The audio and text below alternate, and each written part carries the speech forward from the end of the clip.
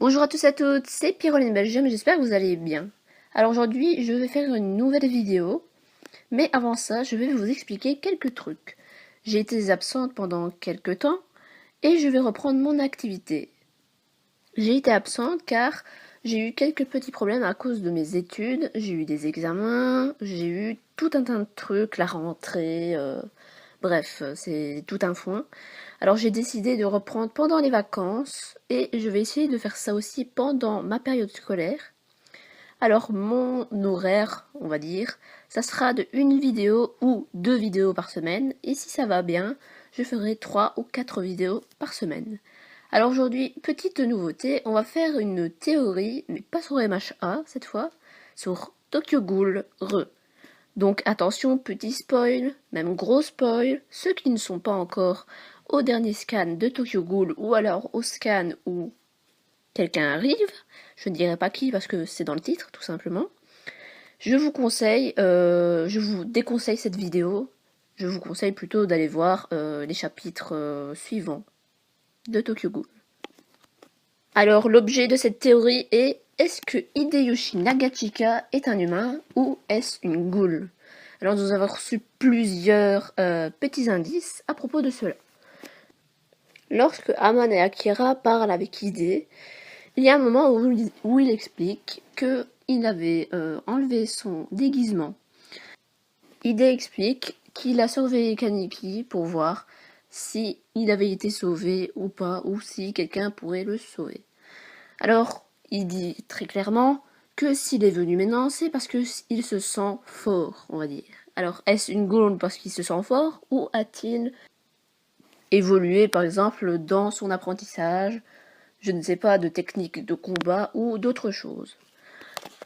Deuxième indice, Toka. Lorsque Toka parle à Ide pour la première fois qu'elle le voit, elle fait « tu » et il y a 3 petits points. Alors ça peut tout être, ça peut par exemple être tout simplement tu es en vie, tu es là, tu es une ghoul, je ne sais pas, nous ne savons pas encore.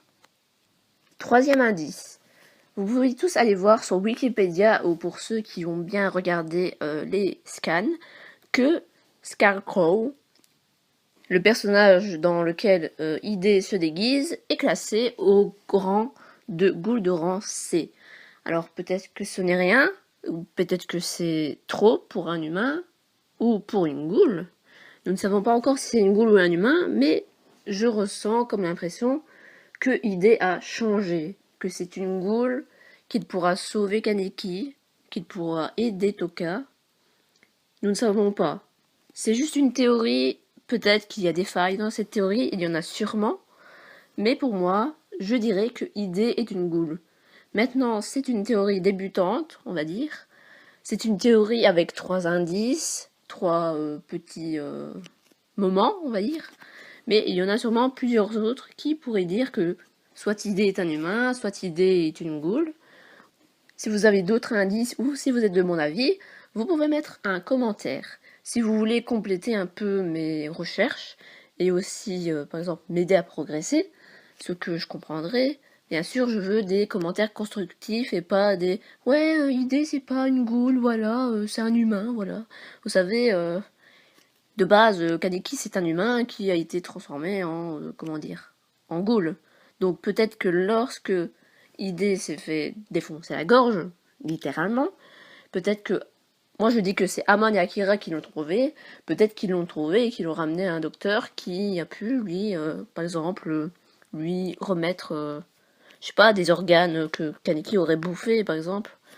Bref, cette théorie est désormais finie, j'espère que cela vous a plu, alors vous pouvez liker, commenter, partager, pour faire progresser la chaîne. Alors je vous souhaite un très joyeux Noël, il y aura peut-être une petite vidéo pour Noël, je ne sais pas encore ce que je vais faire pour Noël. Et si je vais en faire une pour Noël, je ne sais pas.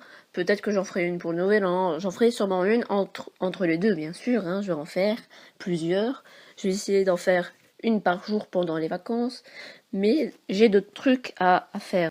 Bien, on va se laisser là. Je vous souhaite encore un très joyeux Noël, une bonne année, une bonne Saint-Valentin. un bon Noël, merde, j'ai déjà dit, c'est pas grave, un bon anniversaire, je ne sais pas, toutes les fêtes du monde. Et je vous dis bye bye!